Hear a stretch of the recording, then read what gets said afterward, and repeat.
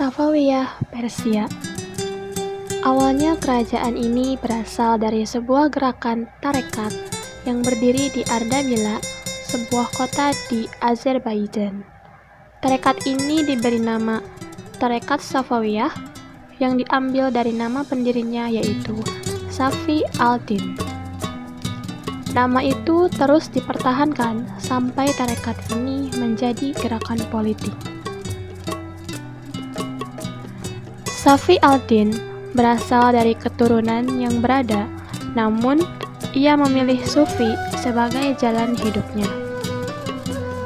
Ia keturunan dari Imam Syiah yang keenam, yaitu Musa al-Kazim. Gurunya bernama Syekh Taj al-Din Ibrahim Zahidi, yang dikenal dengan julukan Zahid al-Gilani. Karena prestasi dan ketekunan dalam kehidupan tasawuf, Safi al-Din dijadikan menantu oleh gurunya tersebut. Safi al-Din mendirikan tarekat Safawiyah setelah ia menggantikan guru sekaligus mertuanya yang wafat pada tahun 1301 Masehi. Pengikut tarekat ini sangat teguh memegang ajaran agama. Mulanya, gerakan tasawuf Safawiyah ini bertujuan untuk memerangi orang-orang ingkar dan golongan ahli-ahli bid'ah. Namun, pada perkembangannya, gerakan tasawuf yang bersifat lokal ini berubah menjadi gerakan keagamaan yang mempunyai pengaruh besar di Persia, Syria, dan Anatolia. Di negeri-negeri yang berada di luar Ardabil inilah Safi al-Din menempatkan seorang wakil yang diberi nama khalifah untuk memimpin murid-muridnya di daerah masing-masing. Suatu ajaran agama yang dipegang secara fanatik biasanya kerap kali menimbulkan keinginan di kalangan ajaran itu untuk berkuasa. Oleh karena itu, lama-kelamaan murid-murid tarekat Safawiyah berubah menjadi tentara yang teratur, fanatik, dalam kepercayaan, dan menentang setiap orang yang bermazhab selain Syiah.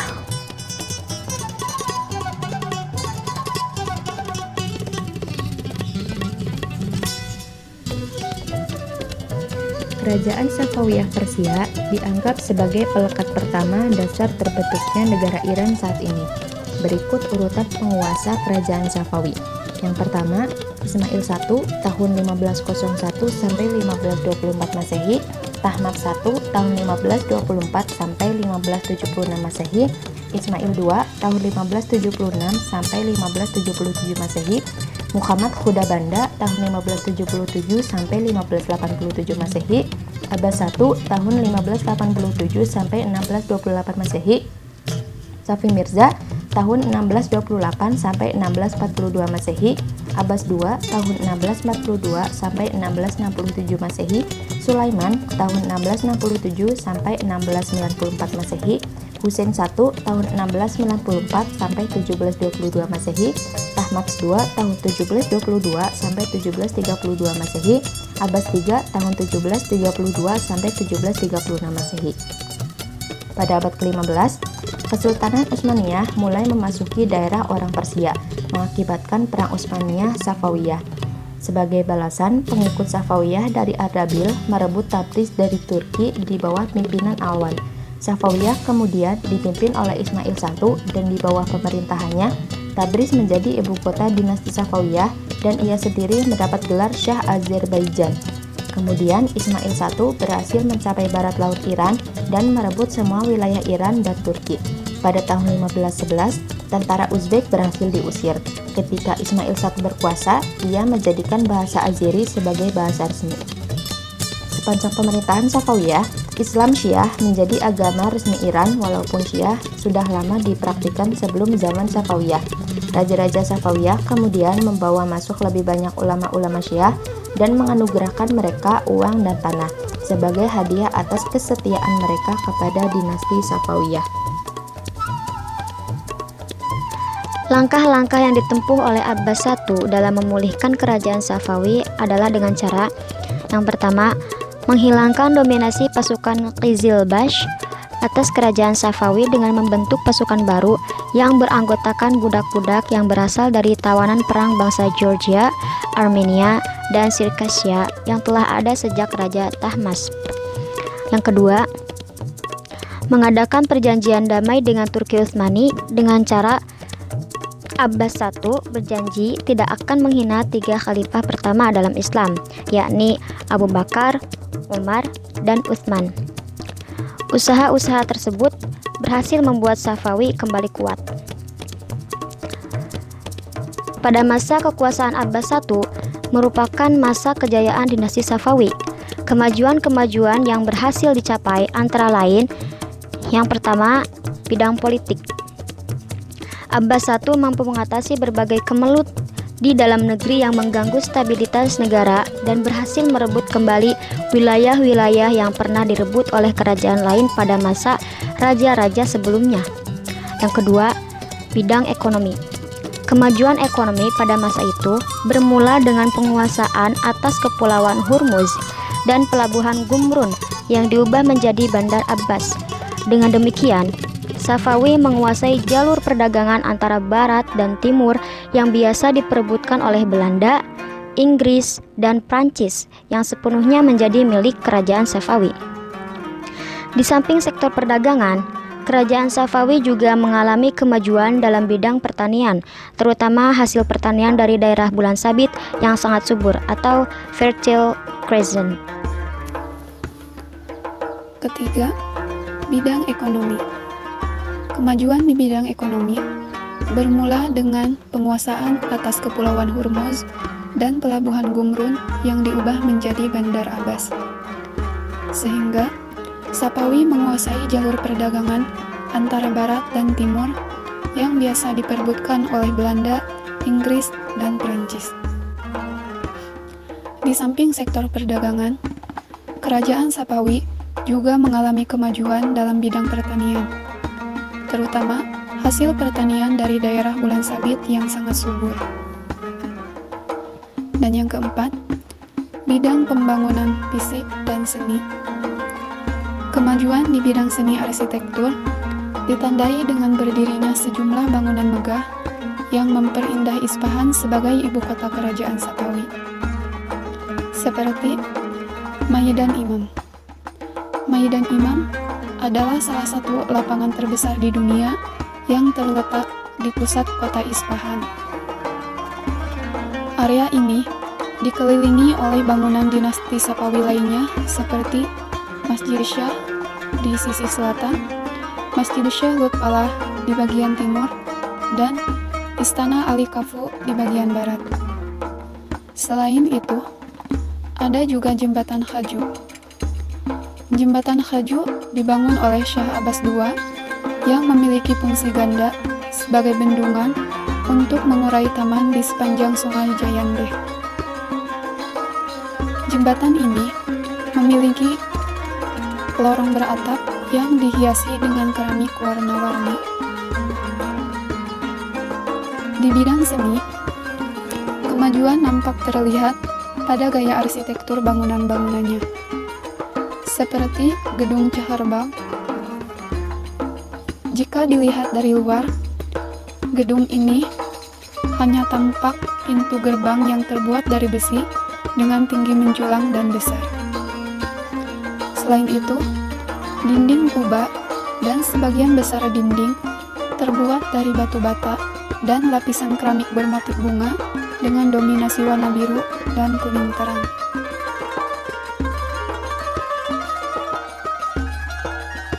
Dalam bidang seni sastra, terdapat sejumlah penyair ternama, di antaranya Hilali Al-Astabadi serta Nawawi. Karya-karya Imam Nawawi terdiri atas 3 macam. Pertama, karya yang selesai sempurna penulisannya, seperti Syarh Muslim, Al-Ghuddah, Riyad Al-Sholihin.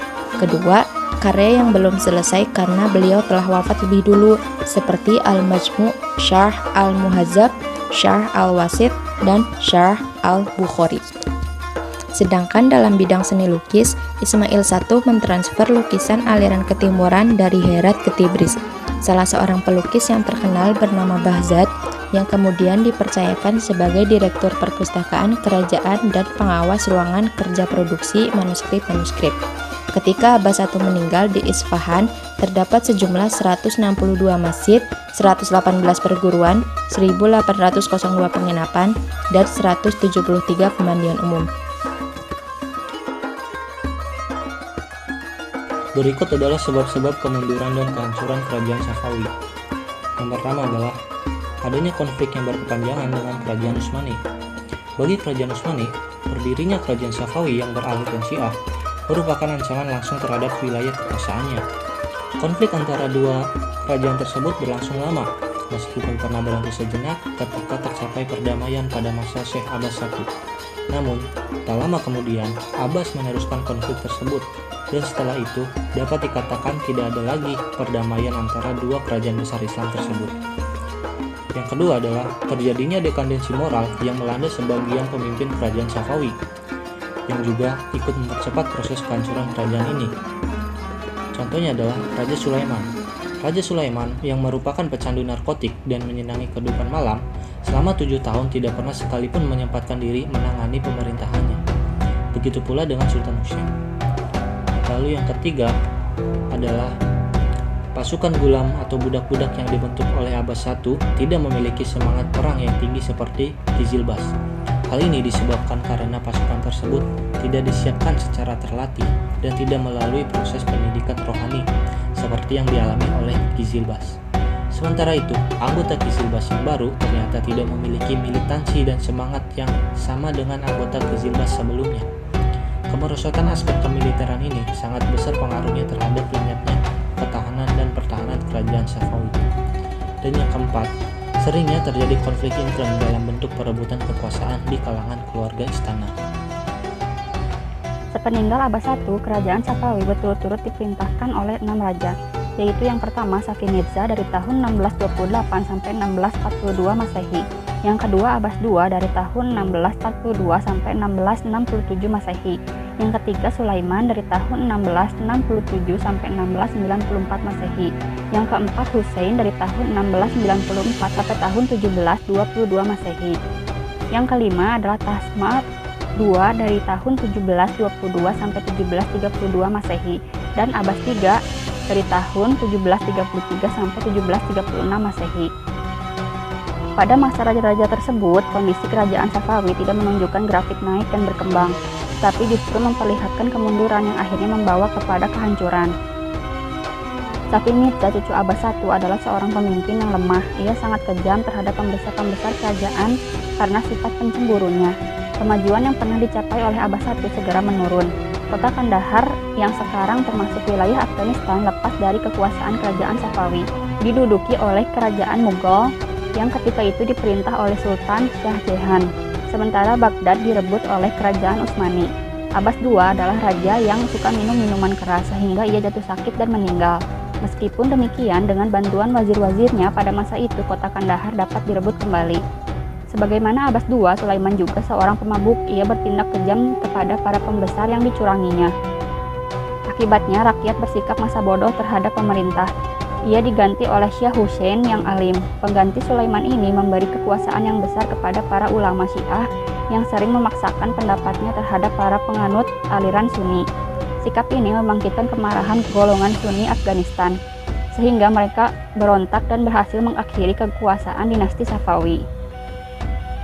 Pemberontakan bangsa Afgan tersebut terjadi pertama kali pada tahun 1709 Masehi di bawah pimpinan Mir Faiz yang berhasil merebut wilayah Kandahar.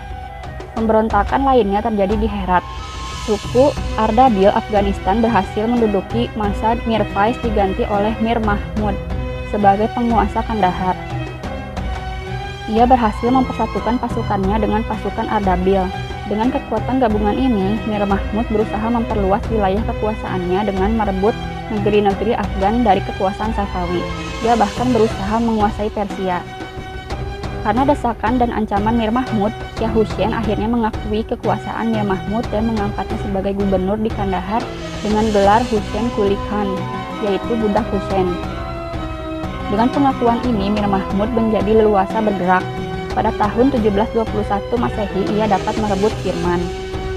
Tak lama kemudian ia dan pasukannya menyerang Isfahan, mengepungnya selama 6 bulan dan memaksa Shah Hussein untuk menyerah tanpa syarat. Pada tanggal 12 Oktober 1722 Masehi, Shah Hussein menyerah dan 25 Oktober Mir Mahmud memasuki kota Isfahan dengan penuh kemenangan. Salah seorang putra Hussein bernama Tasmak II dengan dukungan penuh suku Khazar dari Rusia memproklamasikan dirinya sebagai raja yang sah dan berkuasa atas Persia dengan pusat kekuasaannya di kota Astrabad. Pada tahun 1726 Masehi, Tasmak II bekerja sama dengan Nadir Khan dari suku Afsar untuk memerangi dan mengusir bangsa Afgan yang menduduki Isfahan. Ashraf, pengganti Mir Mahmud yang berkuasa di Isfahan, digempur dan dikalahkan oleh pasukan Nadir Khan tahun 1729 Masehi. Ashraf sendiri terbunuh dalam peperangan itu. Namun pada bulan Agustus 1732 Masehi, Tasmak II dipecat oleh Nadir Khan dan digantikan oleh Abbas III, anak Tasmak II yang ketika itu masih sangat kecil. 4 tahun setelah itu, tepatnya tanggal 8 Maret 1736, Nadir Khan mengangkat dirinya sebagai raja menggantikan Abbas III. Dengan demikian berakhirlah kekuasaan dinasti Safawi di Persia.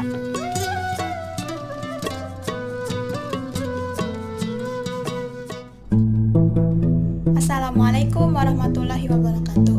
Hai, nama saya Siti Hasna Andika Putri. Halo, saya Meli. Hai, namaku Siti Marlisa. Hai, saya Siti Mas Masito.